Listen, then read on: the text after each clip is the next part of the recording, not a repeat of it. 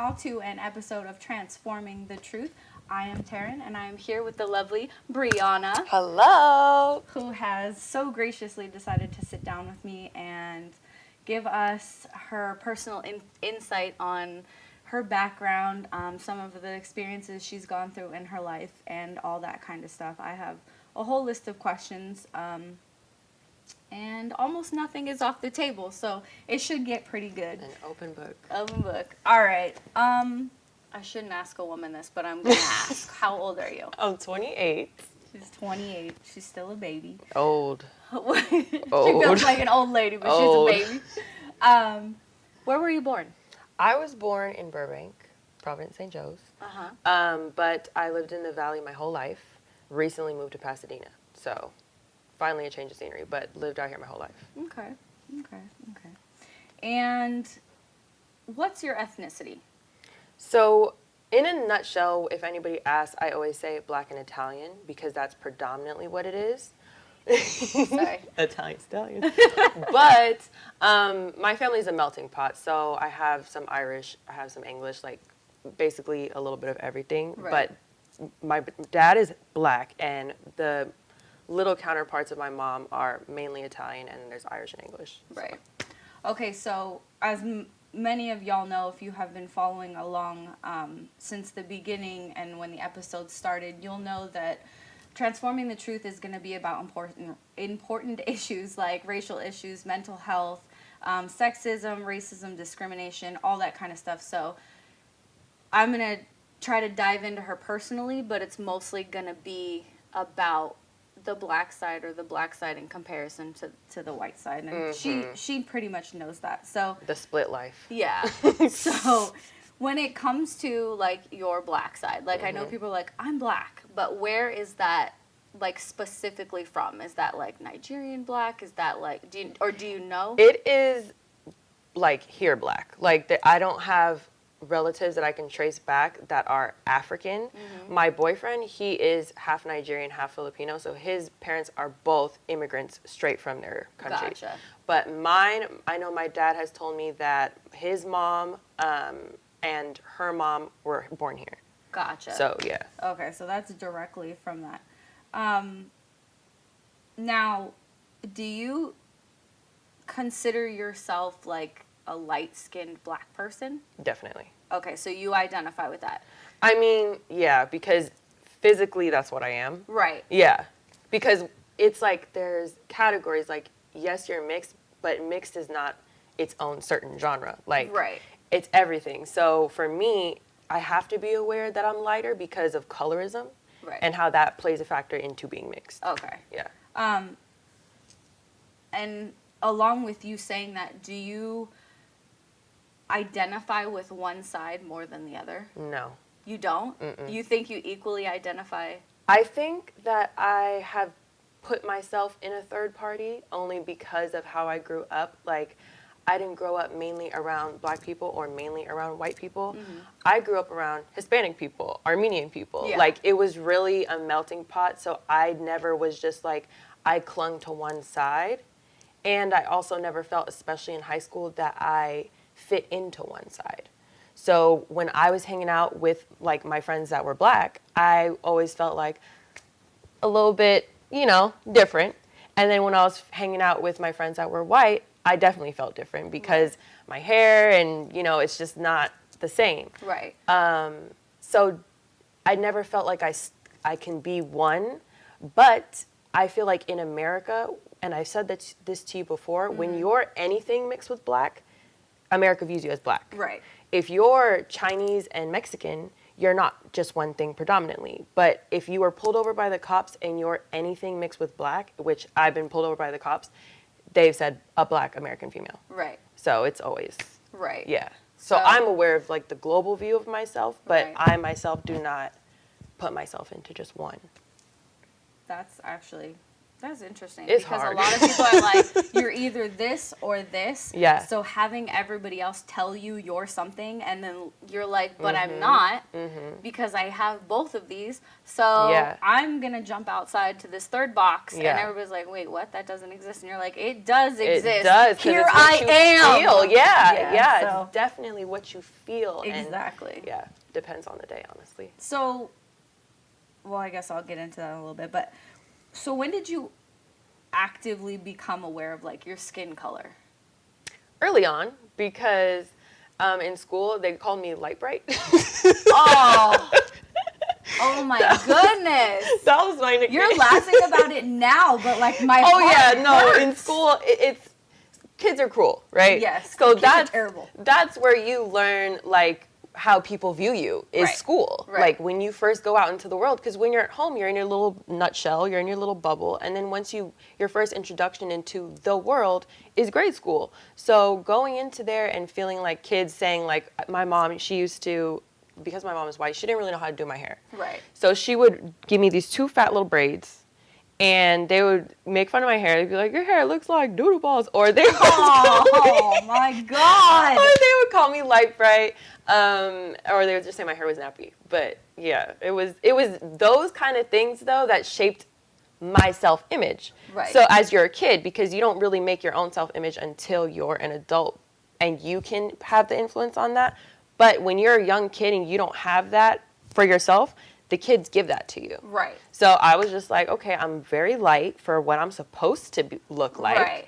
Because maybe I'm not supposed to look this light or else they wouldn't be calling me this. And my hair is nappy. So that was what I thought. Well, your hair is beautiful, first of all. Thank you. Kids are mean, okay? Kids are mean. Okay. So you noticed it in yourself before you noticed it in, like, other people. Yes. I didn't. The thing about my school of having a melting pot, I didn't see too many other mixed people. So there was a lot of different people, but none of them were mixed like me. They were either one. Yeah. Yes. So I think I was because we had a little class that went from first to second to third. It was the same group of us. Right. And I was the only mixed person there, like as far as black and white. Okay. Yeah. Okay. So how do you think that the complexion of your skin affects you in comparison to other people? Like, I know you just explained, like, your childhood, but I mean, like, when things got more serious as you got older, because I know that not only does it affect your self-image, but it affects how you think of yourself. And now, especially with everything going on, it makes you think of, like, how you're treated. So how do you feel being on the lighter end of the black scale? That's how you put it, yeah. Has affected you in comparison to people that are darker, or, I mean, I don't want to go into the white people thing, because we already know, like, that's white privilege on that side. So we're going to stay on the color spectrum. Yeah, the black spectrum. Definitely. Well, like I said, being aware of the colorism in being mixed plays a huge role, because as a lighter person, I can never have the same struggles as mixed people who are darker, such as my boyfriend, such as my brother. They face totally different struggles than me. Right. And I don't compare to people who are fully black. Like, their struggle is completely different than mine. Right. I have a certain struggle, for lack of better words, but it's nothing that I could ever compare to anyone who is darker skinned. Right. And that exists across the board, like Afro-Latinas, Pacific Islanders, like people who are darker have to go through something that I will never understand. So I'm always fully aware of that, because my brother is darker than me, and how he feels, or because my boyfriend is mixed but has a completely different experience in life, or being pulled over, or being how I'm treated by white people. Like, they don't see me as, like, I'm definitely black to them, but I'm like diet black. I'm like light black. Like, I feel it when, like, certain people who are in a higher position, or I'm being interviewed for a job, I feel like they're looking at me like, okay, she's different, but she's relatable. Like, it's that kind of feeling.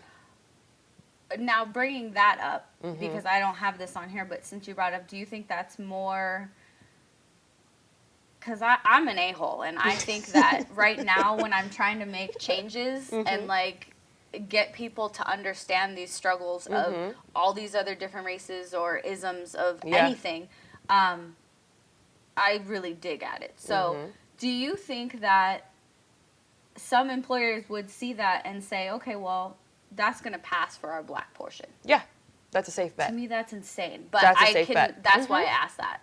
Because it's like... Yeah. And do you find that, like I said, like, you said there's no comparison, but do you find that, I mean, now it's a different story because people think they can wild out and say and be racist, but do you think that even before this whole Trump era and people were more outspoken, I know it's always been around, I'm not going to, downplay that or deny that, but do you think people are more willing to be openly racist because you're, like, around you because you're lighter? Even though they know, even if they were to know, like, well, she's part black, but she's not dark, so... Early in life, yes. When I was growing up around kids, or when I had one of my second jobs at a frozen yogurt place, I won't say the name, there was a lot of, it was in Encino, so there was a lot of white people, kids, like, ignorant to the world. And they loved my personality, but they would kind of push how far they could go with what they could say in front of me. And these are kids. Kids, yeah. That's insane to me. And they were affluent. A lot of kids who worked there, it was like a summer job. They've always been raised in amongst like an affluent neighborhood. Like they've never really been introduced to different cultures or struggles. So when they would say something, like if a song would come on and they would say the N-word, they'd look at me like, I just said, is that good? Say something? Is that okay? And I would look at them back like, and I remember my one friend, she said it, and I looked at her, and she goes, "I'm so sorry." Well, we've had that happen with me too. She was like, "I'm so sorry. I'm so sorry I said that. I don't know why I said that." And I was like, okay. But to me, that means you say it when that I'm not around. means you say that regularly, because why is that even in your vocab? Because it shouldn't be. So I don't normally say racial slurs ever, so why would I one day, because I hear it, say, yeah, that word? I don't say that. Yeah. So why would I roll off the tongue? I've never said that, so it's not coming out of my mouth. Why would I feel comfortable? Yeah. So it's one of those things where early on I was tried, and that was one of the very few times I saw that person. Because as you get older, you can pick who you want to be around. Absolutely. And you kind of have way more boundaries and way less patience for that kind of stuff. So now, no. I don't ever feel tried or tested because the people around me wouldn't be those kind of people. But growing up, yeah, all the time. So outside of an employment setting or a professional setting, if somebody were to say something like that, do you say something? I would say something, yes. You would say something? I would definitely say something. I mean, we already know I say something, whether I'm in a professional setting or not. No, it would, and it's come up in a professional setting. So, but that's why I say I don't want to go there. Yeah, no. I know that. But definitely. I tend to say something before somebody else says something because it's going to come off from me, and I don't mind getting in trouble for it. But if the person it's directed towards gets in trouble for that and it causes all these problems, that's what that person was going for. Exactly. So I don't want them or to have to do that. Or it could be seen as the other person is being like sensitive, or it's like a whole nother realm. But you shouldn't even have to go through that when that shouldn't have even been said to you in the first place. So, but that's why I asked if you would say something, because there's been settings we've been in where it's like not, I mean, you shouldn't say that. It shouldn't, what was said shouldn't have been said, but it's also to the point where, like, what do you do? What am I going to say? Like, I'd like to keep my job. Right. Because I'm the minority. I only know I'm going to be at a loss, even though I'm, for lack of a better term, the victim here. Right. So it's like, you know, it's just like, whatever. Yeah. So,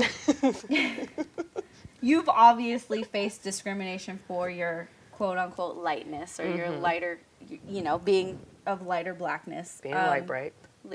Stop it!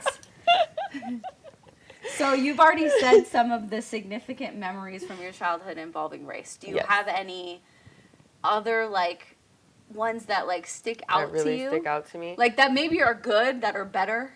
It was better. If not, like, is there one that you're... There's never one that's better because it would come in a way where someone is saying, like, complimenting me because I'm white. Yeah, that's And what I just realized as I was asking yeah, that question. and that's never a good feeling either. Like, oh, like even from like Your kids' skin's so moms or beautiful. people who are, like I said, from a country where literally any country, because that's how colorism is, where they're darker and they're like, oh, your skin is so nice, like it's such a good complexion, and being younger, I'm like, what the heck does that mean? Like, Yeah. I don't know. But being older, I was like, no. I always rebuttal it with, I wish I was tan. I wish I had melanin. I wish I was more melanated. And they're just like, Oh. yeah, like what are they going to say? So now that's my rebuttal because it's not doing me any favors. Personally, for me, I don't want it. Like, I don't care about it. I wish I was tan. I go tan. Like, I'd rather be tan. But in older generations' perspective, or even now, people who say like, oh, like your skin is so light, so nice. I'm just like, bye. Get out of here. Bye. I mean, yeah.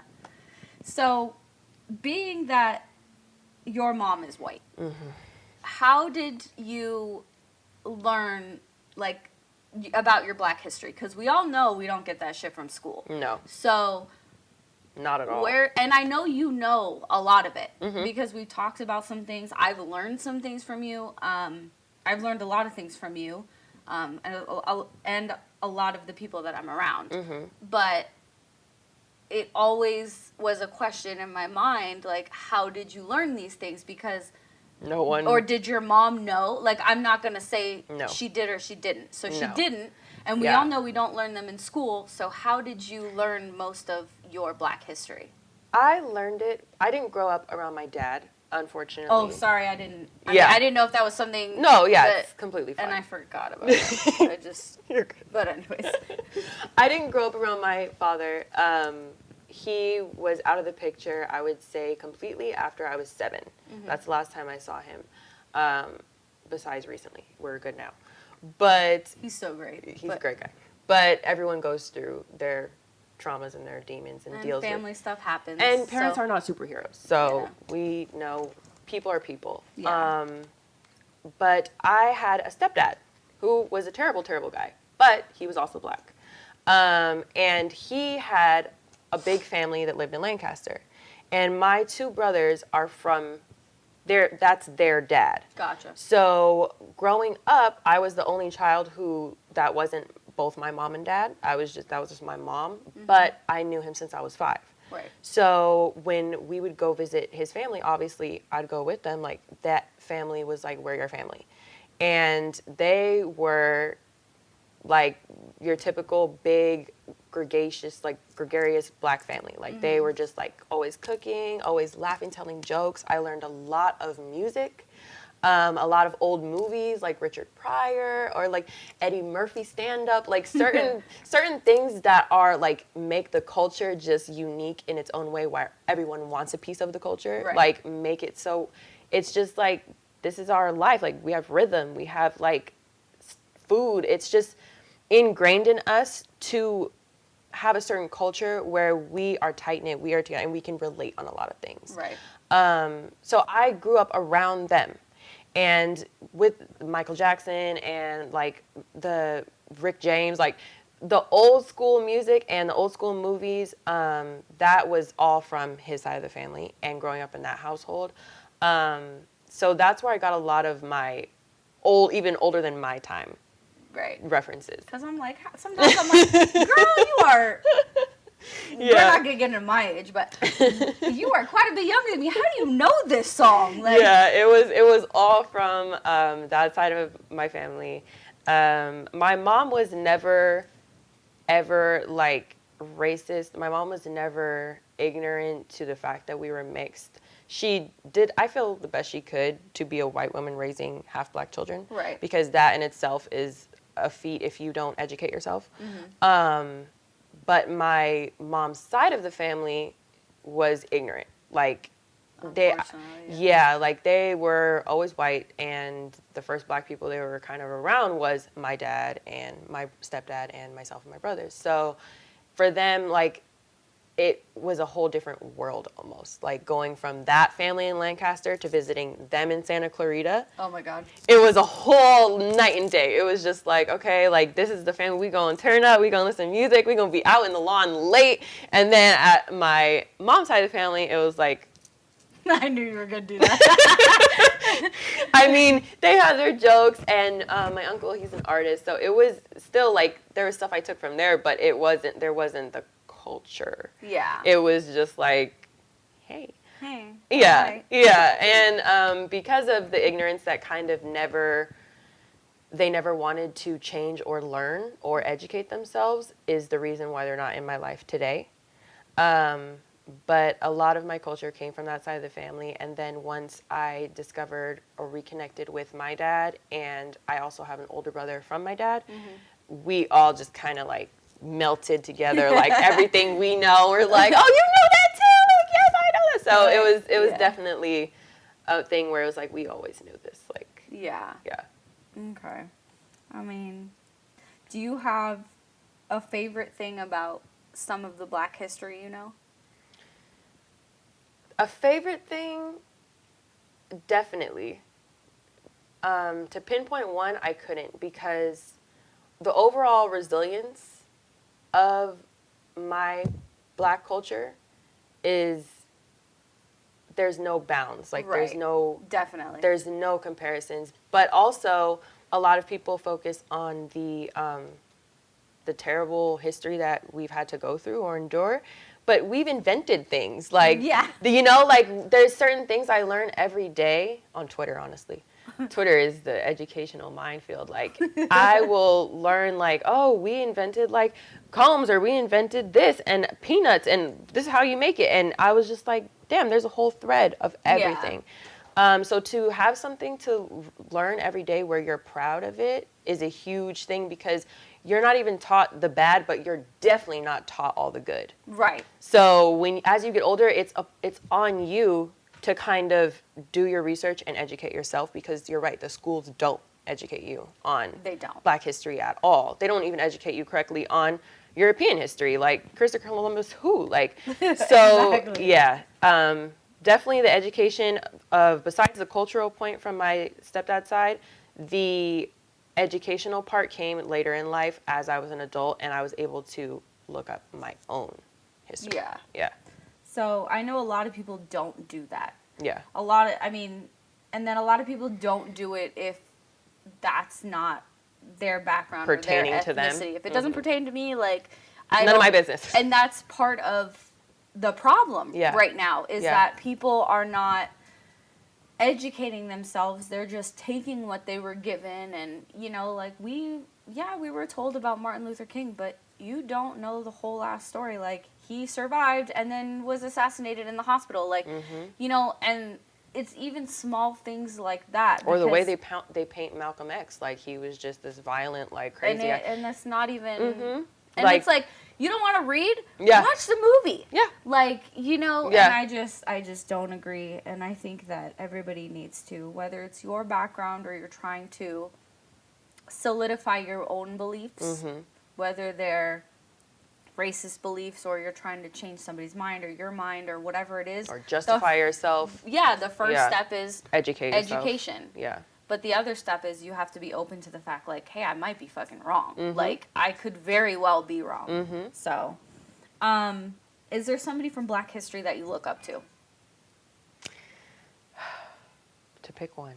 I mean, a few. You could rattle off some names for, like... My dad, I don't know how true this is, but he always says we're related to Jackie Robinson. I don't know how true that is. I will take it. But I took it. I was like, okay, bet. So definitely Jackie Robinson, definitely Angela Davis, definitely Aretha Franklin. A lot of people in music, because that is so freeing and therapeutic for me. Music is life. Yeah. So I love it. Life. Yeah. So, and it's gotten me through so many low points. So to have music, not only to feel connected with my culture, but everybody loves that music. Yeah. It's like, okay, we can, if we don't relate on anything at all, we could relate on music. Like, we could find a song where we're just both, hey, that's my song. Like, We'll find one. Our impact in music, definitely. Yeah. Now, there's a difference between a black male experience and a black female experience. 100%. And I think that the black female experience has been so much forgotten because...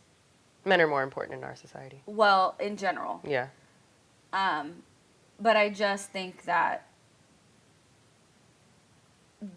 I don't know what question I have here. I just wanted to talk about the black female experience. What do you feel are, I guess, like the major differences or the major things that are forgotten when it comes to being a black female in comparison to being a black male? I definitely feel like for women in society, there's already so much to worry about, right? But the comparison is null and void for me because men, their experience is completely different, but also very difficult in a different way. Right. So, like, if I see my brothers, like, worrying about my brothers or worrying about my boyfriend, they will be put in situations that I will never be put in.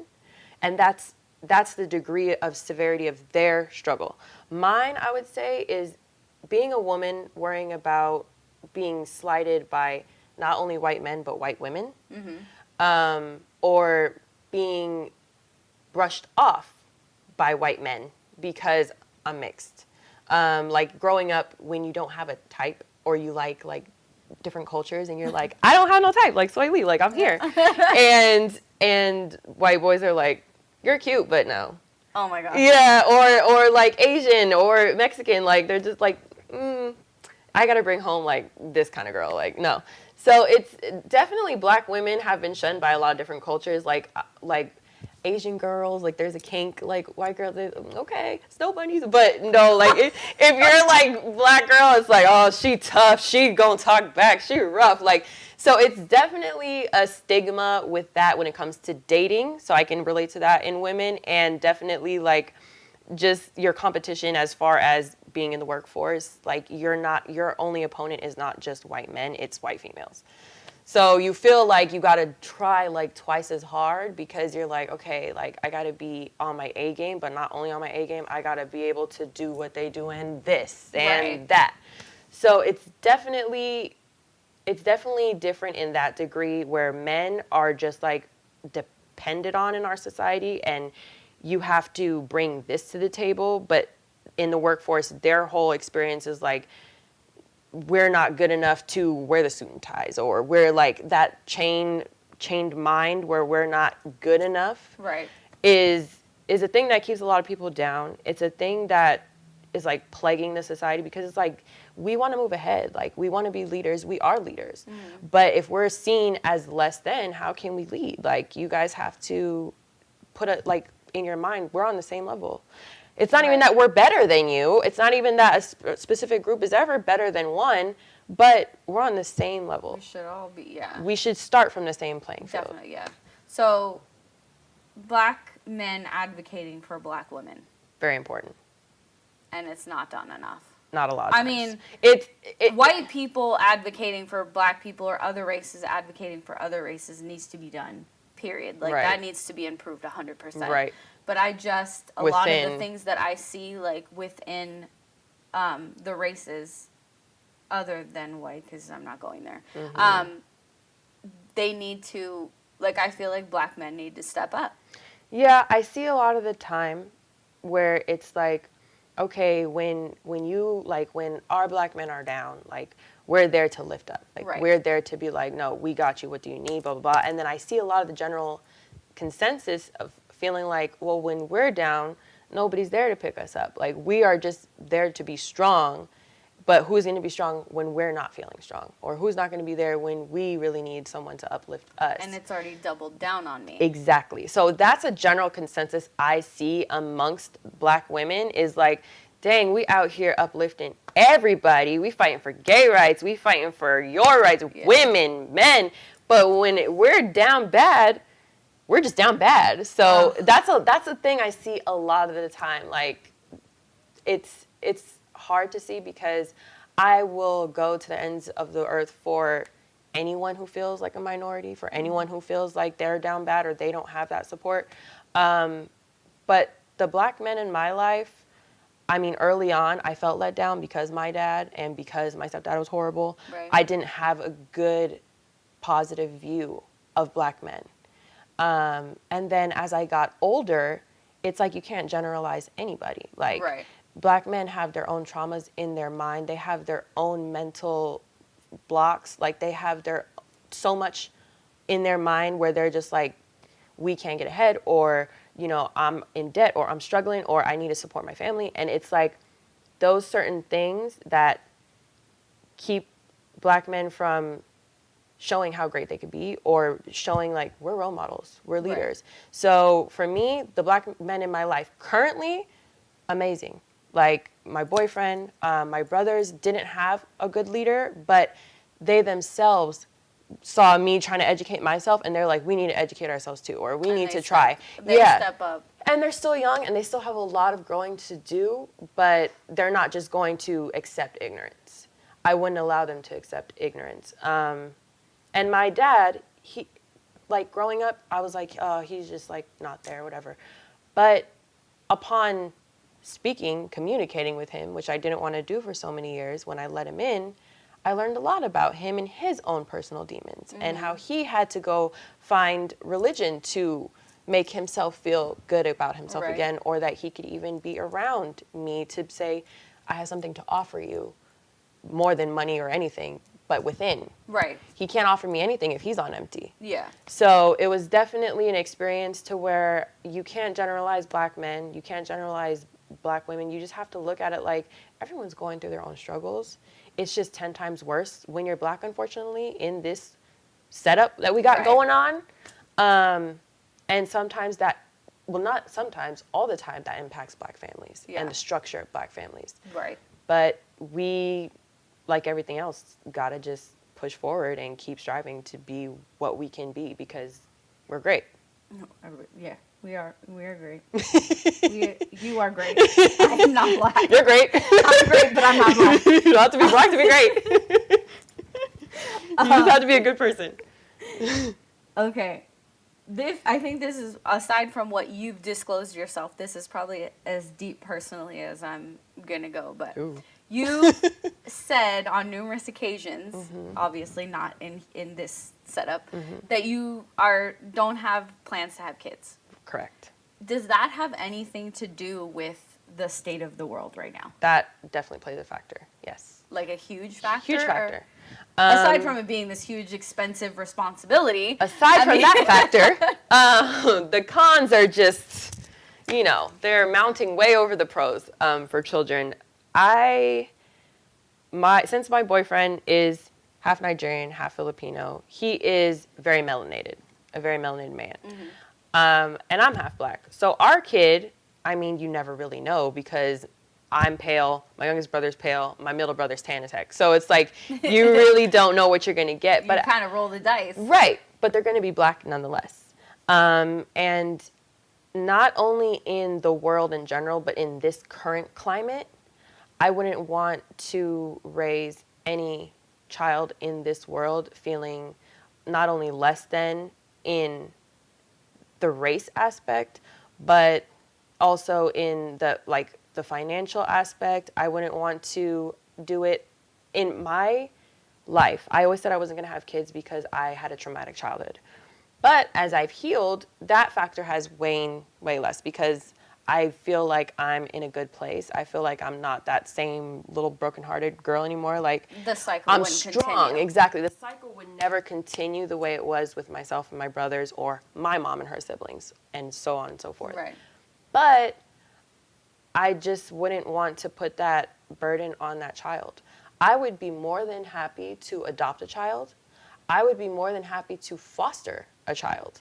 And I want to go into social work because I want to help minority children who feel like they're less than, or they're in an impoverished neighborhood and feel like there's no options for them. But as far as bringing a brand new life, I don't want to do it because there's already so many kids here that need help. Right. And it's like, yes, it would be selfish of me, I feel like, because who doesn't want that? Like, this is my baby that grew from my body. Like, Right. this is my blood, my life. But that doesn't make that pro doesn't outweigh all the struggles I foresee in the future, Yeah. especially with now, not even people, but the climate of global warming and lack of resources and inflation. Like, it's too many blocks that are toppling over, like, have a baby. No. So, yeah. It is just another scoop on that, burying that in the ground. Exactly. It's like, we're not doing that. Yes. And I've helped raise my brothers, and I love teaching people so much that I just also want to have that chance or that option to go home and say, I'm turning off. And with a child, you can't turn off. As you know, you have a child. When you have a child, you have to be present for them 24/8. Like, that is your life now. And I have chosen to also be a little selfish and say, I don't want to be there for someone 24/8. I just want to, like, be able to regroup so I can go back and be the best for other people. I think that's actually really strong of people when they realize what they can and can't handle. And a lot of people don't acknowledge that. And they're like, I can't imagine, I mean, we all know how Mia came about, but I can't imagine somebody saying, oh my God, you don't want kids? No, like, I don't. Like, right. You don't want, like, you're, like, no. Like, I still don't understand the mentality behind just people just being so... I want someone to love me. That's nice. I want to love someone. Get a parrot, get a fish. Like, dogs and cats are just like children. Don't get those. But yeah, and there's also a weird fetishization of, like, mixed kids, where that is true. That is a whole nother thing where people are like, your kids would be so cute because they would be mixed.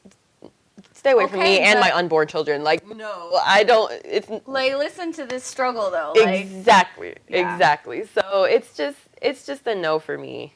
Yeah, it's a no for me. I mean, and that's fine. Like, you know, I've had friends that are like, I'm not having kids, and I'm like, all right, cool. Like, do you? And they're like, no, I'm not gonna ask you why you're not having kids. It's like if someone's asking you, like, when are you gonna get married? When are you gonna get married? I stopped asking people that because I realized it's like asking someone when you're gonna have a kid. And now my response is, whenever you buy the ring. Are you gonna help buy the ring? Are you gonna help raise the child? No. Okay, well, stay out my business. This shit's expensive. Are you gonna front the money for this? You have my business. I don't like that. Okay, so I'm gonna kind of get into wrapping this up, but I do have one. So, in a perfect world, which obviously we don't have, let's say things are changing, racists are changing, they're trying to educate themselves based on the experiences of mixed people or black people or minorities or whatever else, is out there in the world, based off of sexual identity, gender identity, all that stuff. Is there something that you would say to racists or to white people or want them to know that that would help? Is there anything that you feel like you would want to say that you think would... No. I mean, it's hard because I've spoken to a lot of people who shared the opposite viewpoints of me, or who shared viewpoints where it's not exactly racist, but it's just ignorance. And I feel like even with people who aren't to the full extent of racist, it's hard to tell them something where they can just listen and they can see it from a different perspective. I feel like people who are racist, it has come from their family, especially now it is 2021. Yeah. So why are people even still racist? Especially in a melting pot like California. Okay, in rural areas, look, we can go and educate some people because maybe they haven't been exposed to many different cultures. We're in California, Southern California, and people are racist. And people feel like, oh, black people shouldn't be here. Oh, Mexican people shouldn't be here. This was Mexico, sweetie. Like, it's so many things you could say, but when you're raised up in that and your mind is closed or your heart is closed, it's hard to ever persuade that person to take a different perspective or to see from your viewpoint. And I think it takes a special person to see from multiple perspectives. But I do think being mixed helps with that because you are forced to see from different perspectives. Right. You are not in a little nutshell where you're like, oh, it's just me and my like Hispanic family or me and my Armenian family. No, it is your black family, your white family. Maybe they married some Hispanic people. It's all of it. So that is a gift, I will say, that is a positive that comes from being mixed, is you're able from a very young age to see from different perspectives. But people who are just raised in their culture, only for their culture, parents feel like marry your race and that's it. Oh my God. It's hard to break out of that. Yeah. And I will always try, but not to the point where I'm breaking myself on that moot point, because at a certain point you're just speaking on deaf ears. Right. So I feel like the documentaries are out for people who don't want to read. The books are there for people who don't want to watch documentaries. And there's word of mouth everywhere for people who are blind or deaf. There's something out there to tell you, we are one, stop it. And if you're racist at this point in your life in 2021, when we thought there was going to be flying cars and the jets in life, Right. then it is just a thing that you don't want to change. You want to be racist. Right. You feel you are superior, and whatever faults or traumas or mishaps you've had in your life, you thinking that your race sets you apart in a better way is helping you with those traumas and setbacks and mishaps, that you don't want to change it, because once you let that go, you're just a person who has to see another person on your level, and you don't want to do that. Yeah, no. 'Cause Yeah. then you lose your power and Exactly. all that other stuff It's- that comes with that, because Exactly. that's the bigger issue. Yeah. But just don't be hateful. That'll help with racism. Be a kind human. Be kind. I love that. So with transforming the truth, the other thing that we're doing is all the people that are so willing to sit down and have an interview with me, I am asking them to choose an organization or a small business that preferably is owned by a minority or in our city that's very important, that has done some special things or had some impact on us in some way. So with that being said, I asked Brianna to pick an organization, and she picked, it's called Care Not Cops. It's called Care Not Cops, but I'll let her explain a little bit. So with everything that's going on with race and minorities and disenfranchised neighborhoods, there's always been a viewpoint that more cops is the answer. Fund the police because they will help with minorities and the crime that happens in impoverished neighborhoods. Well, that is not the case. With more cops, there isn't more people having access to things to help them get out of the impoverished neighborhood or to help them get money for their family, so they're not impoverished, because when you don't have money, crime spikes. That is a statistic you can't beat. If you don't have access to things like the YMCA, to learning a trait or a hobby like piano, if your kids can't go to after-school programs where they learn something that keeps their mind busy and growing, they're going to do something like run with their friends and steal a candy bar or join a gang. Like, there are certain things that impoverished neighborhoods don't have access to that leads to crime, and cops do not help that. Cops just lock you away. They're not a rehabilitation process. They are to lock you away, protect property, and you have to deal with the consequences of that. With Care Not Cops, all 100% of the proceeds goes to making it so that kids in impoverished neighborhoods have access to doing after-school programs, to not just going to juvie, but going to a group where you can have rehabilitation and learn, like, there's other things to life. I can go to school. Or even though I may have all this going on at home, I can escape here. Yeah. So it's definitely for the funds to not go to police, but to go towards building certain amenities in those neighborhoods to where there's other options. Yeah. You don't have tunnel vision. You don't have, how am I going to eat today? I'm going to steal this. I'm going to rob this. I don't feel loved at home. I'm going to join a gang. No, you can go do something with your time to where you might find your purpose in life. Right. Or you might find just something to relax you from the stress at home from not having money. So it hit close to home because growing up, I didn't have money. My family was poor. So when you feel like you don't have a way out, you don't go to school. You don't further your education in college. Right. And I think with a lot of minorities, we need to further our education. We need to be doctors, lawyers. We need black people in the medical field. We need black people We definitely do, because Yes, and that is a whole different day, a whole different discussion. Video, but yeah. But yes, we need black people in places where it counts. Yes. And in higher places. And it counts really everywhere. Everywhere. But definitely for people who go see a judge, go see a doctor, go see a lawyer, we need to see some black faces. Yeah, for sure. So it's a butterfly effect. So where Care Not Cop starts, it could lead to more black faces, more Mexican faces, more... Those generations growing up to do those things. Exactly. Yeah. Exactly. Okay, so like she said, Care Not Cops is going to be the organization. The link to donate is going to be down below. It'll be in the description box. It will probably be the first link. If not, it'll be highlighted. It'll be very clear. Mm-hmm. And if you want to learn more, the organization that started it is called In This Together on Instagram, and they have been a very vital focal point into staying up to date with like certain groups that are gathering during the BLM protests, or certain donations and charities for black people who have lost their lives to cops. So it's, if you want more information or if you just want to be in the loop, In This Together is... In This Together on Instagram. Yeah. I'll link that below as well. Is there anything else that you feel I could have asked or forgot, or that you just want to mention?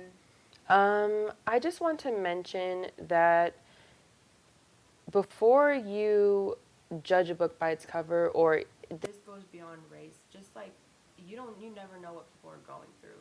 You never know what people have gone through. So be a kind human. Take a second to not project your feelings of how upset you are about the day, the week, the year. And if you can't say anything nice, just don't say anything, because you never know what words will just tilt the next person to the edge. Yeah, it's so very true. So like she said, and like this says, please be a kind human. Be kind. Just be nice to everybody. Everybody's going through something. You're going through something, even if it's something minor. This has been a great episode of Transforming the Truth. I am Taryn. This is Brianna. And thank you so much for joining us. Thank you for having me. Actually, yes. What is your Instagram? Scorpio, Skorepio, because I am Scorpio, but the regular spelling was taken on Instagram already. So I always wondered that, actually. I knew what it was, but I didn't know why. So I spelled it how it sounds, like phonetically Scorpio, but yeah, it's Scorpio. That's cool. Transforming.with.Taryn, as most of you will know by the time you're watching this, is my Instagram. Also, subscribe to this YouTube channel. There will be many, many more interviews. Stay tuned. So we got into some stuff right now, but I'm just going to keep going and getting into more really important topics and issues, and hopefully this just catches on, because I want to help more organizations and just keep doing this. And reach out. If you know anybody, DM me, send me spread the word. A message somehow, just get it to me. Or tell somebody to reach out to me. Carrier pigeons, I take it all. It's fine. But like I said, thank you so much for doing this. This was great. Yeah. But yeah, we'll see you again next time. Thank you so much for joining. Peace.